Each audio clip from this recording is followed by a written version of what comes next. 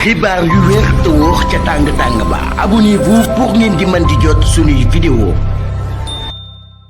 dal leen ak jàmm seen chaîne bi di Buzz 221 HD am nañ ay xibaar yu yees daal di koy jëmale ci lu sabab kii di Abdoulaye Ba di étudiant en deuxième année ci fac médecine ci université Cheikh Anta Diop bu Dakar démb mu daal di dee ci manifestation yu daan am te mu doon jaar ci diggante étudiants yu daal di nekk ci biir université Cheikh Anta Diop bu Dakar ak sunuy takk der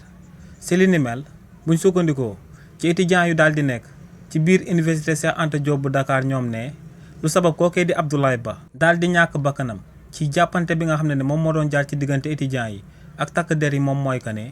takk der yi seen wàllu bopp ñoom ñoo amal franchise universitaire maanaam ñoom ñoo ñëw ba daal di dugg ba ci biir université bi te ne li ni mel dañ koy daal di tere ci réewu Sénégal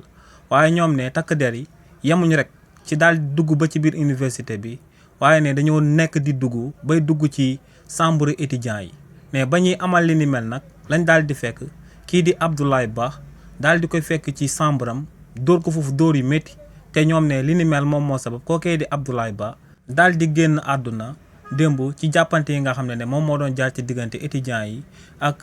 takk der yi. waaye nag beneen xibaar bu ñu daal di fësal si li ni mel te mu daal di bàyyeekoo ci autorités yi moom mooy que ne kii di Abdoulaye Ba